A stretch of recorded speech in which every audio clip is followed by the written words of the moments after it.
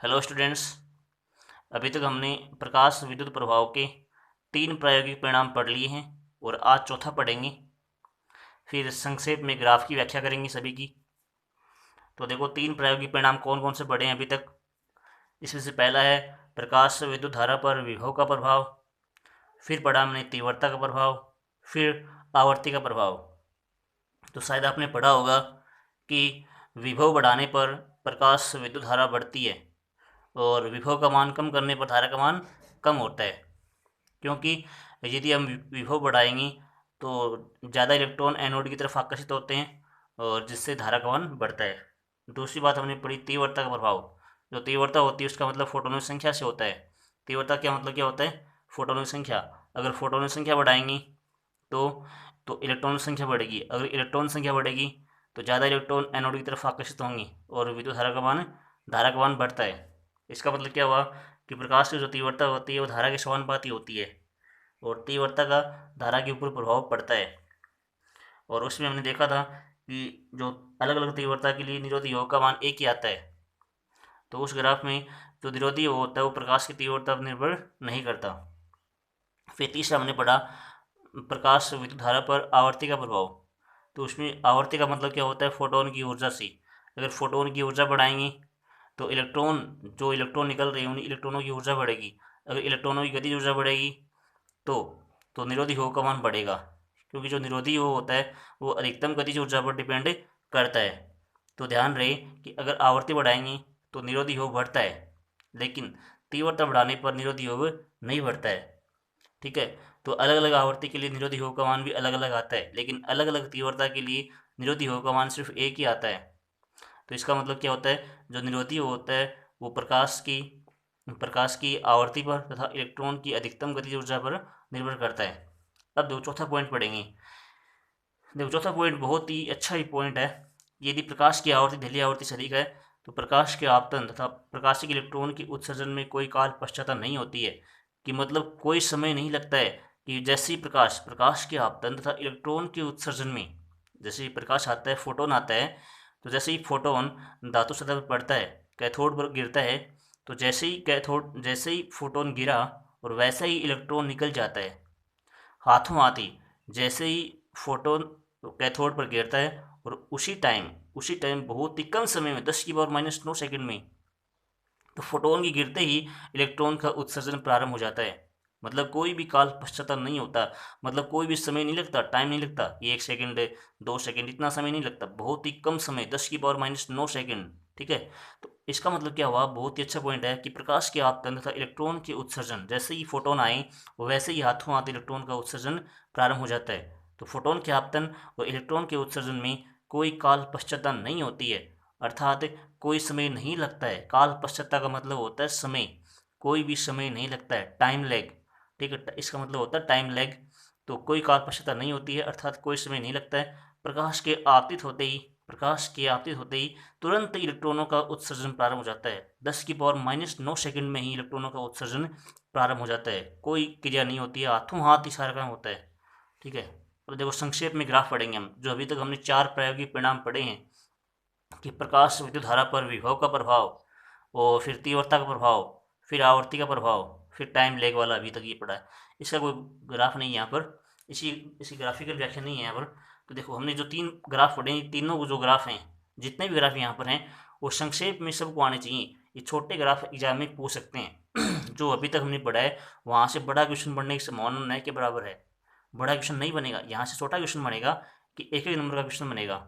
एक एक नंबर का, जैसे ग्राफ पूछ लिया, कुछ छोटी सी लाइन पूछ ली कि निरोधी योग किस पर निर्भर करता है, किस पर नहीं करता, तो छोटे छोटे पॉइंट बनेंगे यहाँ से। तो इसलिए जो मैंने बॉक्स में बंद कर रखे हैं वो छोटे छोटे पॉइंट सबको याद होने चाहिए। ठीक है। तो पहला ग्राफ क्या है?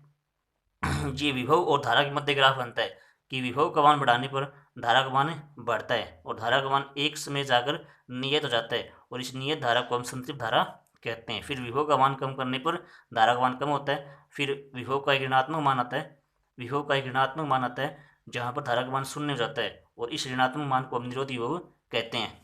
ठीक है। निरोधी योग की परिभाषा आनी चाहिए इस पॉइंट में। तो निरोधी योग क्या होता है कि एनोड विभव का ऋणात्मक मान जहाँ पर धारा का मान शून्य हो जाता है उसे हम निरोधी योग कहते हैं। और इस ग्राफ में हमने तीव्रता आई नियत, आवर्ती न्यू नियत रखा है। दूसरा ग्राफ हमने क्या बनाया, तीव्रता का प्रभाव। दूसरा जो ग्राफ आया था वो तीव्रता का प्रभाव आया था। हम इसकी संक्षेप में व्याख्या कर रहे हैं भाई, ठीक है। संक्षेप में ग्राफ बने हुए हैं। फिर देखो तीव्रता बढ़ाएंगे ना, तो तीव्रता बढ़ाएंगे तो फोटोन की संख्या बढ़ेगी और जैसे इलेक्ट्रॉनों की संख्या बढ़ेगी और धारा का मान भी बढ़ जाता है। तो तीव्रता बढ़ाने पर धारा का मान बढ़ता है। इसका मतलब क्या हुआ, तीव्रता धारा के समानुपाती होती है, आई समानुपाती आई होती है। लेकिन ध्यान रहे, तीव्रता बढ़ाने पर निरोधी हो के ऊपर कोई प्रभाव नहीं पड़ता है। अलग अलग तीव्रता के लिए इसका मान एक ही आता है। क्यों आता है, क्योंकि तीव्रता का मतलब होता है फोटोन संख्या से, इलेक्ट्रॉन संख्या से। इलेक्ट्रॉनों की ऊर्जा नहीं बढ़ती यहाँ पर, क्योंकि जो निरोधी होता है वो ऊर्जा पर डिपेंड करता है, इलेक्ट्रॉनों की गतिज ऊर्जा पर डिपेंड करता है, इलेक्ट्रॉनों की संख्या पर डिपेंड नहीं करता। इसलिए यहाँ पर वी नोट का मान एक ही आता है, ठीक है। ध्यान रहे, तो निरोधी वो जो होता है वो इलेक्ट्रॉन संख्या पर डिपेंड नहीं करके इलेक्ट्रॉन की गतिज ऊर्जा पर डिपेंड करता है, ठीक है। फिर हम तीसरा ग्राफ पढ़ा, आवर्ती पर प्रभाव, ठीक है। तो यहाँ पर तीव्रता नियत रहेगी, यहाँ पर आवर्ती नियत है। तीव्रता का देखेंगे प्रभाव नहीं, आवर्ती का देखेंगे। तो आवर्ती का मतलब होता है फोटोनों की ऊर्जा से, तो इलेक्ट्रॉनों की ऊर्जा बढ़ेगी। अगर इलेक्ट्रॉनों की ऊर्जा बढ़ेगी तो निरोधी का मान भी अलग अलग आएगा, V01, V02, V03, तो अलग अलग मान आता है। फिर ध्यान रही, ये जो आवर्ती और निरोधी की बीच जो ग्राफ बनता है, आवर्ती न्यू और निरोधी V नोट के बीच जो ग्राफ बनता है वो स्ट्रेट लाइन ग्राफ बनता है। अब देखो आज पढ़ेंगे हम इसका सार संघर्ष, कि सार रूप में निष्कर्ष क्या है, ठीक है। तो हमने एक पीछे ग्राफ पढ़े, जो 4 प्रायोगिक परिणाम थे, उन 4 प्रायोगिक परिणाम के ग्राफ भी आए थे सबके। तो उन ग्राफों की जो संक्षेप में जो व्याख्या है, सार रूप में निष्कर्ष जो है, उनकी वहाँ से कोई बड़ा क्वेश्चन नहीं आएगा, छोटा क्वेश्चन पूछते हैं वहाँ से। तो छोटा क्वेश्चन पूछते हैं, इसलिए मैंने 6 पॉइंट बना दिए निष्कर्ष में, 6 पॉइंट। और ये 6 पॉइंट सारे के सारे पॉइंट याद होने चाहिए आपकी, क्योंकि बड़ी व्याख्या तो पूछेगा नहीं कि देहली आवर्ती पर निर्भर कैसे करता है, व्याख्या कीजिए, ऐसा क्वेश्चन तो नहीं आएगा कभी। कि तीव्रता पर जो प्रकाश की जो तीव्रता होती है वो धारा के समानुपाती होती है, इसकी व्याख्या कीजिए, ऐसा क्वेश्चन कभी नहीं आएगा। इस पार्ट से छोटा क्वेश्चन आता है 1+1+2, 1+1+2, ऐसे 4 नंबर का क्वेश्चन आता है, ठीक है। तो छोटा क्वेश्चन नहीं आए, छोटा क्वेश्चन नहीं आएगा। देखो, तो छोटा क्वेश्चन यहाँ से 6 पॉइंट जो बन रहे हैं यहाँ से पूछ सकता है। देखो, सार रूप में निष्कर्ष, जो प्रायोगिक परिणाम थे प्रकाश विद्युत प्रभाव के, उसके सार रूप में निष्कर्ष ये वाला है। तो देखो हम सारी निष्कर्ष पढ़ के आए हैं। दहली आवर्ती से कम आवृत्ति का प्रकाश आपतित होने पर, दहली आवर्ती से कम आवृत्ति का ध्यान रहे, दहली आवर्ती से कम आवृत्ति का प्रकाश आपतित होने पर इलेक्ट्रॉन का उत्सर्जन नहीं होता है भाई। तो इसको हमने कितनी बार पढ़ लिया। ये बात प्रकाश विद्युत प्रभाव की परिभाषा के अंतर्गत भी आई थी, कि वहाँ पर क्या आया था कि जो प्रकाश होता है उसकी निश्चित न्यूनतम आवृत्ति से अधिक आवृत्ति होनी चाहिए, तभी जाकर के इलेक्ट्रॉनों का उत्सर्जन होता है। अगर कम आवृत्ति का प्रकाश आता है, दहली आवर्ती से कम आवृत्ति का प्रकाश आता है, तो इलेक्ट्रॉनों का उत्सर्जन नहीं होता है। तो अच्छा निष्कर्ष है ये। तो ध्यान रहे, दहली आवर्ती से कम आवृत्ति पर इलेक्ट्रॉनों का उत्सर्जन नहीं होता है। दूसरा बात क्या है, जो प्रकाश विद्युत धारा होती है, प्रकाश विद्युत धारा प्रकाश की तीव्रता के समानुपाती होती है। ये दूसरा प्रायोगिक परिणाम था, हम अभी पढ़ गए हैं ग्राफ। जो प्रकाश विद्युत धारा आई होती है, प्रकाश की तीव्रता के समानुपाती होती है, आई समानुपाती आई, दूसरा प्रायोगिक परिणाम था। फिर देखो तीसरा पॉइंट क्या है, निरोधी हो प्रकाश की तीव्रता पर निर्भर नहीं करता, ये भी दूसरे के अंतर्गत आया था। जो निरोधी हो होता है वो प्रकाश की तीव्रता पर निर्भर नहीं करता, क्योंकि देखो एक ही जगह आया था तीनों के लिए, कि अलग अलग तीव्रता के लिए मान एक ही जगह आया था। जो आपने ग्राफ पढ़ा होगा यहाँ पर, इस प्रकार से जो अलग अलग तीव्रताएं थी उनके लिए सब के लिए एक ही पॉइंट आया था, उन सब के लिए एक ही पॉइंट आया था। तो इसका मतलब क्या हुआ, जो निरोधी होता है वो प्रकाश की तीव्रता पर निर्भर नहीं करता। चौथा पॉइंट क्या, इलेक्ट्रॉन की अधिकतम गतिज ऊर्जा भी प्रकाश की तीव्रता पर निर्भर नहीं करती। तो कैसे करेगी, प्रकाश की तीव्रता मतलब होता है फोटोनों की संख्या से, और फोटोन संख्या बढ़ेगी तो इलेक्ट्रॉन संख्या बढ़ेगी। तो ध्यान रहे, जो इलेक्ट्रॉन की जो अधिकतम गतिज ऊर्जा होती है वो प्रकाश की तीव्रता पर निर्भर नहीं करती, क्योंकि प्रकाश की तीव्रता से केवल जो इलेक्ट्रॉन बढ़ सकते हैं, केवल इलेक्ट्रॉन संख्या बढ़ती है, उनकी ऊर्जा नहीं बढ़ती है। तो इलेक्ट्रॉन की जो अधिकतम गतिज ऊर्जा होती है वो भी प्रकाश की तीव्रता पर निर्भर नहीं करती है। और पांचवा पॉइंट क्या है, निरोधी हो जो होता है प्रकाश की आवर्ती। देखो ये सबसे अच्छा पॉइंट है, निरोधी हो किस किस पर निर्भर करता है, निरोधी हो किस किस पर निर्भर करता है, प्रकाश की आवर्ती पर तथा इलेक्ट्रॉन की अधिकतम गतिज ऊर्जा पर निर्भर करता है। ये सबसे अच्छा पॉइंट है भाई, ध्यान रहे। ये वाला पॉइंट जो पांचवा पॉइंट है वो सबसे अच्छा पॉइंट है, कि निरोधी हो जो होता है प्रकाश की आवर्ती। कई बार कंफ्यूज हो जाते हैं बच्चे कि आवर्ती पर डिपेंड करेगा या तीव्रता पर डिपेंड करेगा। तो आप इसको याद कर लेना कि जो निरोधी हो होता है प्रकाश की आवर्ती तथा इलेक्ट्रॉन की अधिकतम गतिज ऊर्जा पर निर्भर करता है, ठीक है भाई। अब देखो छठा पॉइंट अभी पढ़ गए हम, कि प्रकाश के आपतन तथा इलेक्ट्रॉन के उत्सर्जन में कोई काल पश्चातता नहीं होती, अभी पढ़ गए, ठीक है। अब देखो जो हमने अभी तक पढ़ा है उसकी आगे व्याख्या करेंगे। देखो कि प्रकाश विद्युत प्रभाव की व्याख्या करने में बहुत ही पिछली बारी क्वेश्चन आ चुका है भाई, पिछली बारी वाला क्वेश्चन 2 नंबर में शायद आ चुका है या 3 नंबर में पता नहीं, लेकिन ये पिछली बारी क्वेश्चन आ चुका है कि प्रकाश विद्युत प्रभाव की व्याख्या करने में चिरसम्मत तरंग सिद्धांत की असमर्थता, असमर्थता मतलब असफलता, कि मतलब जो प्रकाश विद्युत प्रभाव उसकी व्याख्या करने में ना चिरसम्मत, चिरसम्मत का मतलब होता है पुराना, चिरसम्मत का मतलब क्या होता है, पुराना, पुराना सिद्धांत है, मतलब पुरानी फिजिक्स। ठीक है, तो चिरसम्मत का मतलब क्या होता है, पुराना होता है भाई।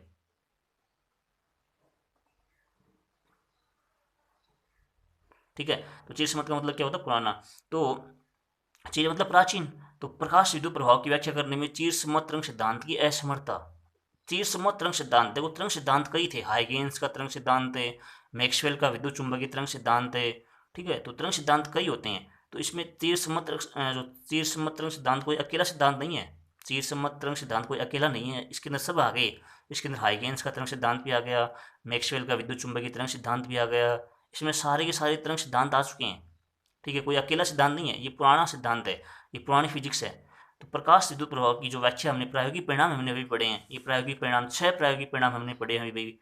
जो 6 के 6 पॉइंट है, इन 6 के 6 पॉइंट की व्याख्या करने में जो चिरसम्मत तरंग सिद्धांत है वो असफल हो गया था।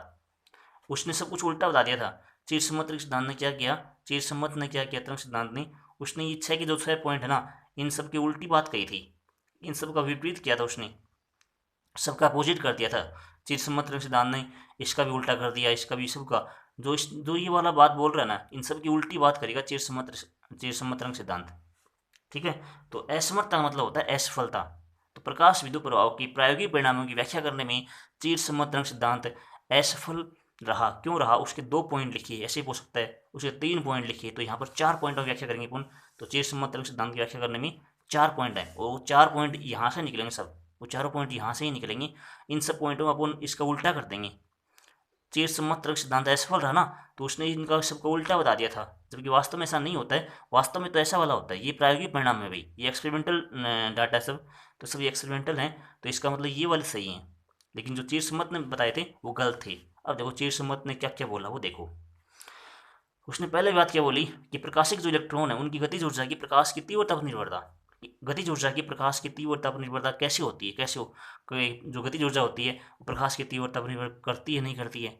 तो हम क्या पढ़ गए हैं, जो गतिज ऊर्जा होती है प्रकाश की तीव्रता पर निर्भर नहीं करती। हम अभी भी पढ़ गए ना, जो गतिज ऊर्जा होती है, जो गतिज ऊर्जा होती है प्रकाश की तीव्रता पर निर्भर नहीं करती। लेकिन इसने क्या बताया था कि करती है, इसने इसका उल्टा बता दिया था ना, उल्टा। तो देखो अब इसने उल्टा क्यों बताया, उसकी व्याख्या करेगा ये सबसे अच्छा पॉइंट है। देखो, जो विद्युत चुंबकीय तरंग सिद्धांत के अनुसार यदि विद्युत चुंबकीय तरंग सिद्धांत आ गया ना, विद्युत चुंबकीय तरंग सिद्धांत या चिरसम्मत तरंग सिद्धांत एक ही बात है भाई। ठीक है, तो तरंग सिद्धांत कई तरंग सिद्धांत है।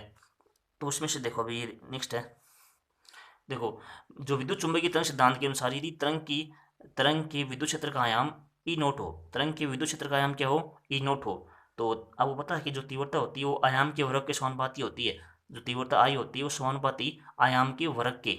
तो यहाँ पर यदि आयाम ई नोट है विद्युत क्षेत्र का, देखो इसके अंदर विद्युत क्षेत्र भी है, इसके अंदर चुंबकीय क्षेत्र भी है, तो ये विद्युत क्षेत्र बोल रहे हैं। तो जो जो तीव्रता होती है आई समानुपाती ई नोट स्क्वायर। तो देखो ई नोट स्क्वायर हो गया, तो इलेक्ट्रॉन पर लगने वाले बल का परिमाण, अगर देखो भाई, तो विद्युत क्षेत्र का आयाम हो गया आई समानुपाती ई नोट स्क्वायर। तो इलेक्ट्रॉन पर लगने वाले बल का परिमाण क्या हो जाएगा, F बराबर ई नोट। आपने पढ़ा होगा यहाँ विद्युत क्षेत्र ई नोट है भाई, उसका आयाम है ई नोट। ई नोट क्या विद्युत क्षेत्र ही है एक प्रकार से। तो ये आपने पढ़ा होगा पहले पार्ट में, फर्स्ट चैप्टर में, F बराबर विद्युत बल, F बराबर क्या होता है, क्यू ई होता है। F बराबर क्यू ई, जहाँ क्यू आवेश है, ई विद्युत क्षेत्र है, F बराबर क्यू ई। ठीक है, तो F बराबर क्यू ई, यहाँ पर ई इलेक्ट्रॉन का आवेश है और ई नोट क्या है, उसका आयाम है। तो F बराबर क्यू ई हो गया ई नोट। ठीक है, तो यहाँ से अतः तीव्रता बढ़ाने से, तीव्रता बढ़ाएंगे ना तो आयाम बढ़ेगा, तीव्रता बढ़ाएंगे तो आयाम बढ़ेगा, क्यों समानुपाती है। अगर ए नोट बढ़ेगा तो एफ बढ़ेगा। और बल बढ़ने का मतलब क्या होता है, बल बढ़ेगा तो त्वरण बढ़ेगा, वेग बढ़ेगा। यदि किसी वस्तु पर बल लगाते हैं, जैसे बल का मान बढ़ाते हैं तो त्वरण और वेग बढ़ता है। अगर त्वरण और वेग बढ़ेगा, वेग का मतलब क्या होता है, गतिज ऊर्जा बढ़ेगी। अगर वेग बढ़ेगा तो गतिज ऊर्जा बढ़ेगी। इसका मतलब देखो तीव्रता बढ़ा रहे हैं, तीव्रता बढ़ा रही है तो आयाम बढ़ेगा ई नोट बढ़ेगा तो विद्युत बल बढ़ेगा, विद्युत बल बढ़ेगा तो लगने वाला वेग और त्वरण बढ़ेगा। अगर वेग बढ़ेगा तो गतिज ऊर्जा बढ़ेगी। तो इसका मतलब तीव्रता बढ़ाने से गतिज ऊर्जा बढ़ रही है, तीव्रता बढ़ाने से गतिज ऊर्जा बढ़ रही है। इसका मतलब जो है गतिज ऊर्जा होती है वो तीव्रता पर डिपेंड करती है। इसके अकॉर्डिंग तो विद्युत चुंबकीय तरंग सिद्धांत के अनुसार जो जो तीव्रता होती है, तीव्रता पर जो गतिज ऊर्जा वो डिपेंड कर रही है। इसके अकॉर्डिंग, इस फॉर्मूले के अकॉर्डिंग जो गतिज ऊर्जा है वो तीव्रता पर निर्भर कर रही है। लेकिन ऐसा नहीं होता है। तो आप पढ़ सकते हो, यहाँ पर आप साफ साफ लिखा हुआ है कि आई समानुपात ई नोट स्क्वायर। तो इलेक्ट्रॉन पर लगने वाले बल का परिमाण F बराबर ई नोट। अतः तीव्रता बढ़ाने से आयाम ई नोट बढ़ने के कारण, आयाम ई नोट बढ़ने के कारण बल का परिमाण बढ़ेगा, बल का परिमाण बढ़ेगा, जिससे त्वरण व वेग बढ़ने से, क्योंकि बल बढ़ने से त्वरण बढ़ेगा, त्वरण में वेग बढ़ने से इलेक्ट्रॉन की अधिकतम गतिज ऊर्जा बढ़ेगी, इलेक्ट्रॉन की गतिज ऊर्जा बढ़ेगी। ठीक है, वेग बढ़ेगा तो गतिज ऊर्जा बढ़ेगी, क्योंकि गतिज ऊर्जा क्या होती है, हाफ mv² होती है, तो वेग बढ़ने से गतिज ऊर्जा बढ़ेगी। लेकिन प्रायोगिक परिणामों से स्पष्ट है कि इलेक्ट्रॉन की अधिकतम गतिज ऊर्जा प्रकाश की तीव्रता पर निर्भर नहीं करती है, जबकि यहाँ पर तो तरंग सिद्धांत के अनुसार तो निर्भर कर रही है, लेकिन ऐसा नहीं होता है, इसलिए इसने उल्टा बताया और ये असमर्थ रहा था। तो गतिज ऊर्जा की प्रकाश की तीव्रता पर जो निर्भरता है कि निर्भर नहीं करता, इसको व्याख्या करने में भी तरंग सिद्धांत असफल रहा। दूसरा पॉइंट कि इलेक्ट्रॉन उत्सर्जन की प्रकाश तरंग आवर्ती पर निर्भरता, इलेक्ट्रॉन जो उत्सर्जन है उसकी प्रकाश तरंग आवर्ती पर निर्भरता, कि कितनी आवर्ती पर इलेक्ट्रॉनों का उत्सर्जन होता है, कि 5 हर्ट्ज पर होगी, तो कितनी आवर्ती पर, कि न्यूनतम आवर्ती होने की चाहिए, नहीं होनी चाहिए। तो इसने तरंग सिद्धांत ने क्या बताया कि किसी भी आवर्ती का प्रकाश डालने पर, किसी भी आवर्ती का प्रकाश आपतित करवाने पर धातु से इलेक्ट्रॉनों का उत्सर्जन हो जाता है। कोई जरूरी नहीं है कि न्यूनतम आवर्ती होनी चाहिए, वो होनी चाहिए, कोई देली आवर्ती होनी चाहिए, कोई जरूरी नहीं है। इसने बताया कि कोई जरूरी नहीं है, देली आवर्ती कोई सिस्टम नहीं है, कि किसी भी आवर्ती का यदि प्रकाश आएगा तो धातु से इलेक्ट्रॉन का उत्सर्जन हो जाता है। लेकिन इसकी बात ही गलत है भाई, प्रायोगिक परिणाम क्या कहते हैं, हम प्रायोगिक परिणाम मानते हैं। तो इसने क्या बताया कि तरंग सिद्धांत के अनुसार किसी भी आवर्ती का प्रकाश धातु सतह पर डालने पर, किसी भी आवर्ती का प्रकाश धातु सतह पर डालने पर इलेक्ट्रॉनों का उत्सर्जन हो जाता है। लेकिन प्रायोगिक परिणामों से स्पष्ट है कि देली आवर्ती से कम आवर्ती का प्रकाश डालने पर इलेक्ट्रॉन उत्सर्जन नहीं होता है। तो इसका मतलब ये वाली बात भी गलत होगी इसकी। उसने बताया कि किसी भी आवर्ती का प्रकाश यदि आएगा तो धातु सतह से इलेक्ट्रॉन बाहर आ जाते हैं, लेकिन ऐसा नहीं होता है, क्योंकि इलेक्ट्रॉन उत्सर्जन के लिए देली आवर्ती से अधिक आवर्ती होनी चाहिए। इस बात को हम बार बार पढ़ चुके हैं। इस बात की व्याख्या करने में भी ये असफल रहा था। तीसरी बात काल पश्चात जी, बहुत ही अच्छी बात है। काल पश्चात अभी भी पढ़ के आए हैं कि जैसे ही फोटोन आते हैं वैसे ही हाथों हाथ इलेक्ट्रॉन बाहर आ जाते हैं, कि जैसे ही प्रकाश के आपतन तथा इलेक्ट्रॉन के उत्सर्जन, जैसे ही ऊपर से फोटोन आते हैं, फोटोन के आपतन तथा इलेक्ट्रॉन के उत्सर्जन में कोई काल पश्चाता नहीं होती है। ये प्रायोगिक परिणाम था।